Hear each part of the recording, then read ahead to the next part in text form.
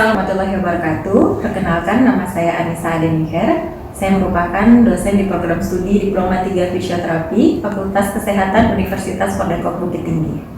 Pada semester ganjil ini, saya mengampu mata kuliah fisioterapi saraf tepi yang akan ditempuh oleh mahasiswa semester 3 dengan beban SKS sebanyak 3 SKS yang terdiri dari 2 SKS teori dan 1 SKS praktek.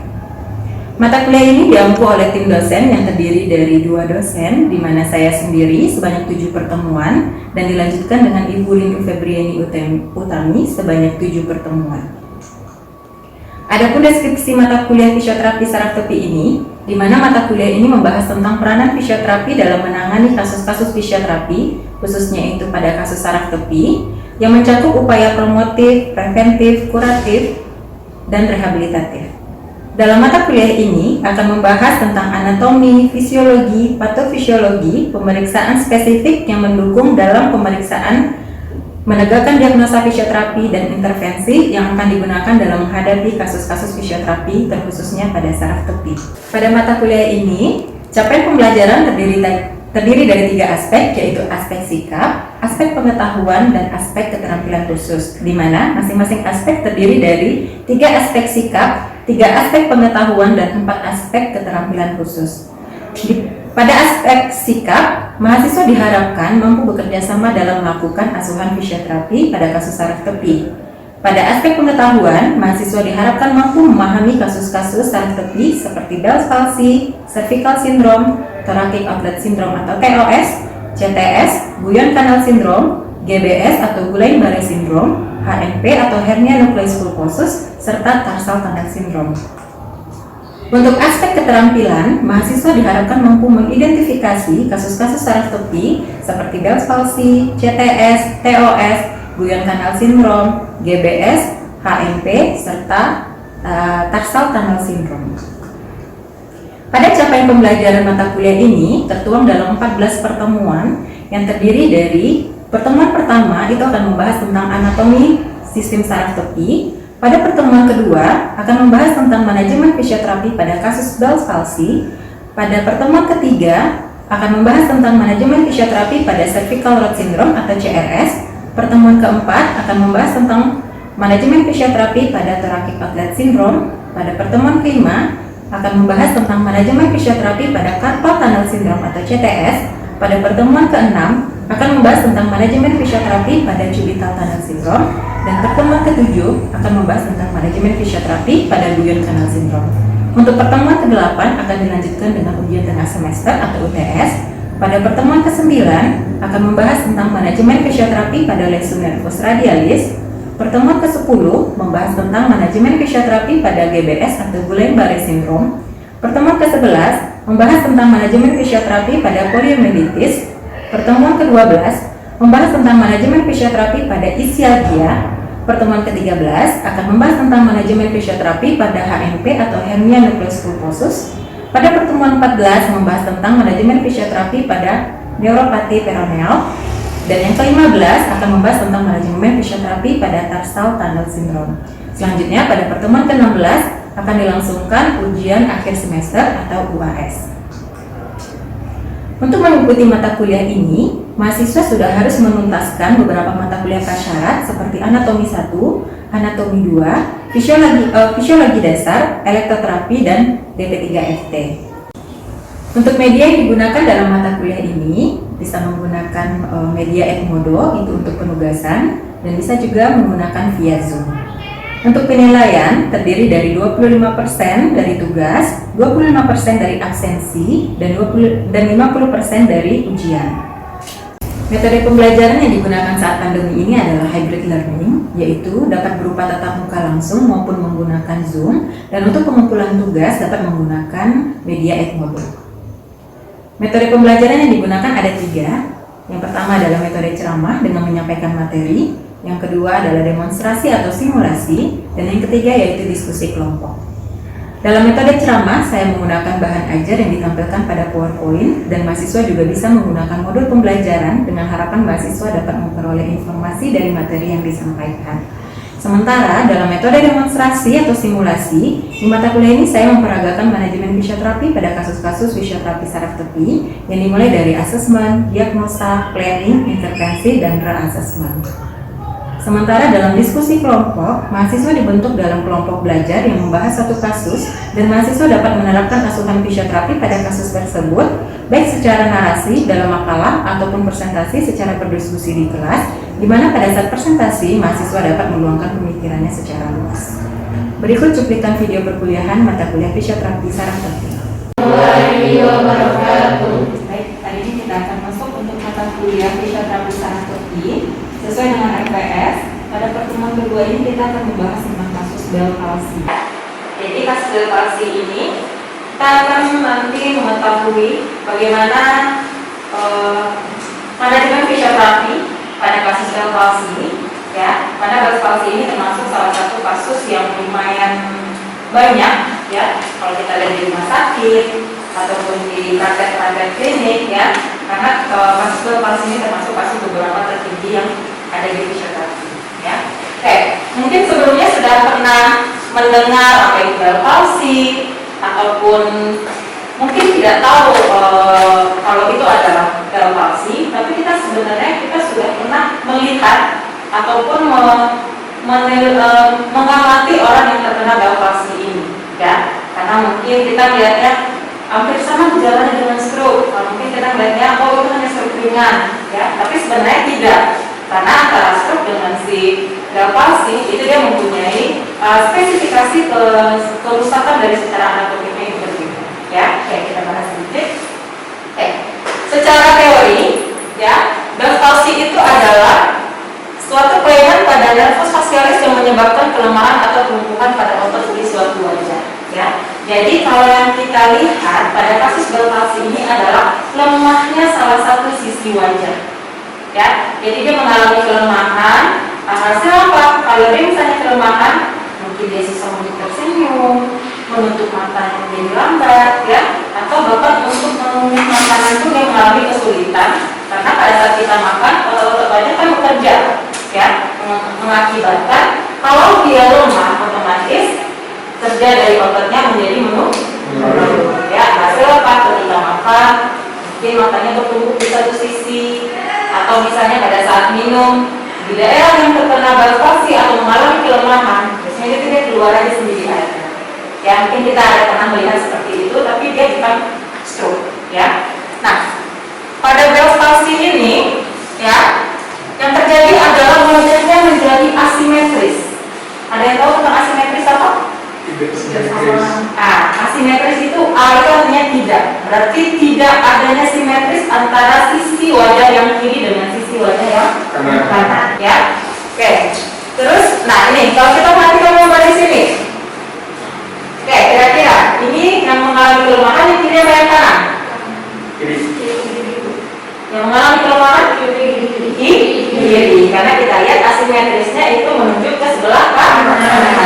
Ya, jadi bisa dipahami secara teori bagaimana yang Bell palsy itu saya. Kalau kita melihat orang yang seperti ini, nah jangan kita kadang mikirnya, wah kenapa ya kok matanya sebelah agak turun ya, kok bibirnya sebelah agak turun ya, kok kayaknya nggak simetris ya antara alis kiri dan alis kanan. Nah itu termasuk dalam pemeriksaan secara inspeksi atau mata, ya, kita lihat secara langsung. Oke. Untuk penyebab-penyebab dari si Bell palsy juga penyebabnya banyak, ya. Yang pertama itu adalah karena infeksi dari si virus, ya. Salah satunya adalah virus herpes zoster, di mana virus ini menyebabkan terjadinya paralisis. Ada yang tahu paralisis apa? Lemah, ya. Di mana pada saat si virus ini menyerang, ya, terjadinya paralisis pada otot-otot wajah, ya. Jadi lemah dia, paralisis itu lemah otot-otot wajah. Oke, teori yang kedua itu ada namanya karena iskemik vaskular. Iskemik itu artinya tersumbat, vaskular pembuluh darah. Jadi adanya penyumbatan pada pembuluh darah.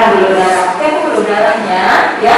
Nah, di mana dari iskemik vaskular ini menimbulkan paralisis juga, ya. Penyebabnya itu adalah juga menyebabkan adanya terjadinya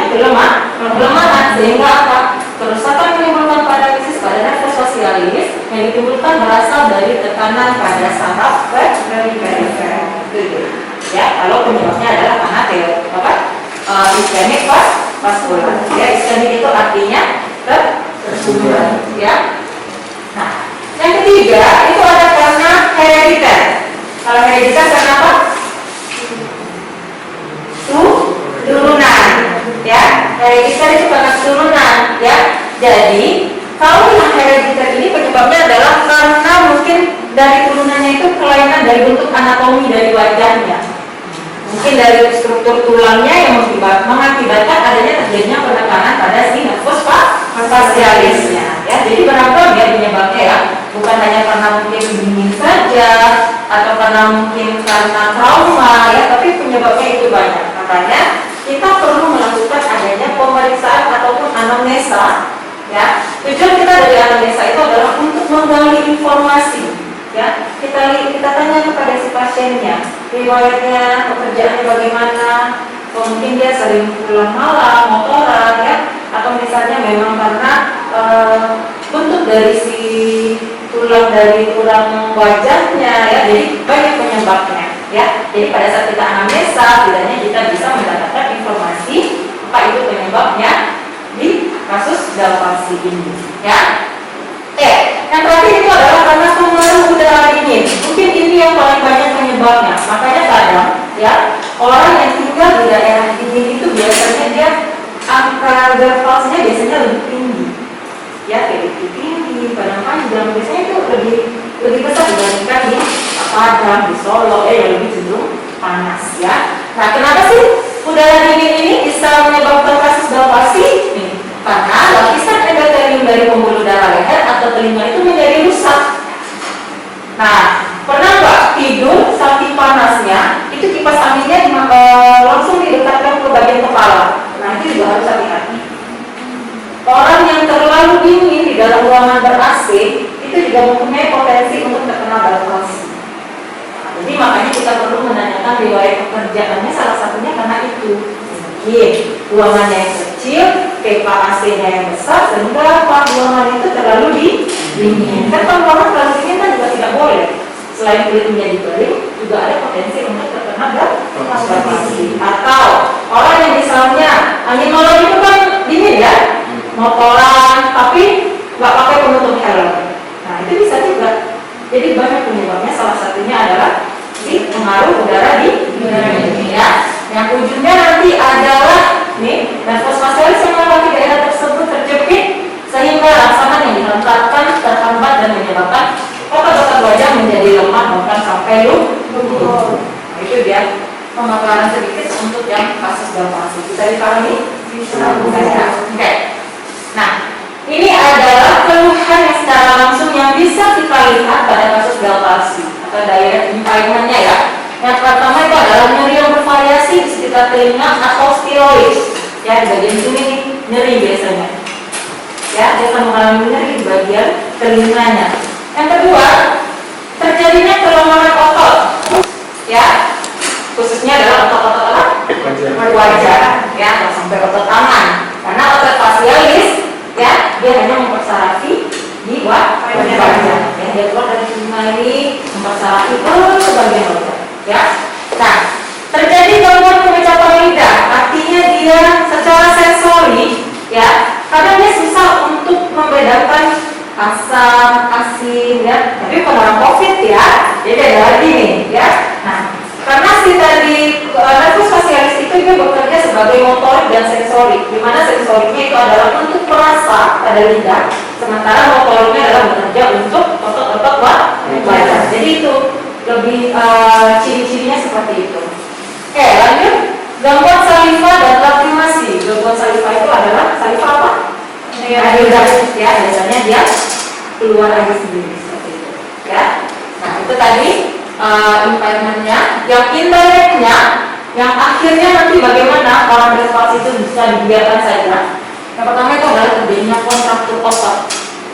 Ya, kontraktur otot itu artinya ototnya menjadi memendek. Bayangkan kalau terjadi memendek, mungkin nanti ekspresi kita jadi kayak gini. Kenapa? Ototnya memendek. Ketika otot memendek, pada saat dia mungkin berbicara, makan, membuka bentuk mulut, itu dia agak kesusahan karena dia sudah memendek, pada saat dia bekerja, beroperasi, dia menjadi stretch, teregang, yang menyebabkan adanya nyeri. Ini adalah pemeriksaan khusus. Pemeriksaan khusus ini yang tidak bisa kita lakukan kalau kita terapi itu, kita ada pemeriksaan khusus ya. Mungkin secara umum ya kita bisa melihat ya apa gejala-gejalanya. Tapi pada saat pemeriksaan spesifik atau pemeriksaan khusus, ini yang paling sering yang harus kita gunakan dalam membantu kita menentukan dia ya. Nah, si dokter itu tidak hanya memeriksa ini ya. Mungkin dokter sarafnya, tapi nanti di fisioterapi kita cek ya. Yang pertama adalah skala Ugovis. Skala Ugovis ini tujuannya adalah untuk melihat aktivitas fungsionalnya itu nilainya berapa. Ya, karena wajah ini juga banyak ada aktivitas makan, menutup mata, ya, berbicara, itu masuk dalam aktivitas fungsional. Yang kedua adalah MMT otot wajah. MMT ini adalah untuk melihat berapa nilai ototnya. Nah, tujuan dilakukan kita pemeriksaan ini adalah sebagai nanti untuk evaluasi. Ya, setelah kita memberikan terapi, kita memberikan evaluasi. Kita lihat cocok nggak intervensi yang kita berikan ini, ada peningkatan nggak yang kita berikan intervensinya tadi terhadap si aktivitas fungsional ataupun kekuatan dari otaknya. Ya, MMP ini harus kita lakukan karena apa? Karena tadi permasalahan yang paling penting di dalam pasien ini adalah terjadinya kelemahan otot. Nah, ini yang untuk skala Ugovis ya, sudah saya bahas tadi. Untuk pemeriksaan fungsi motorik, berarti untuk aktivitas dari si wajahnya ya. Jadi penilaiannya itu adalah 5 posisi pada saat istirahat: mengerutkan dahi, menutup mata, tersenyum, dan bersiul. Oke, ya. Nah, ini skala penilaiannya ada 0, 30, 70, 10. Yang menentukan ini adalah kalian sebagai fisioterapi. Kalian nanti yang menentukan. Ya, itu makanya kita perlu paham dulu nilai 0, 30, 70, 100 itu bagaimana. Ya. Nah, gerakan yang dilakukan yang 5 tadi. Ya, ingat ya, dari 5 tadi 20, 10, 30, 10 ini adalah bakunya. Persenan ini diisi sesuai dengan berapa yang kalian lihat. Nah, bisa dipahami ya. Nanti dikalikan, jumlahkan, itulah nilai skala Ugovis. Jadi kalau misalnya mau melakukan pemeriksaan, periksa, kasih intervensi, besoknya diperiksa lagi karena kita mau melihat apakah nilainya semakin meningkat atau mengalami penurunan. Di sini semakin tinggi nilainya semakin bagus.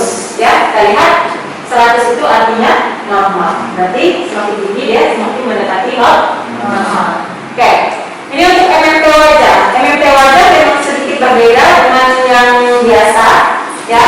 Kalau wajah itu adanya 0135. Nah, ini juga kita yang menentukan pada saat kita melihat.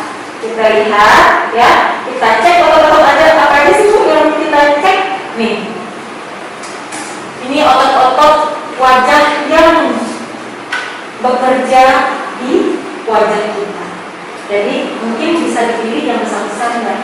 Tapi pada dasarnya ini adalah otot-otot wajah yang sering beroperasi pada saat kita beraktivitas di wajah. Ya, bisa dipahami?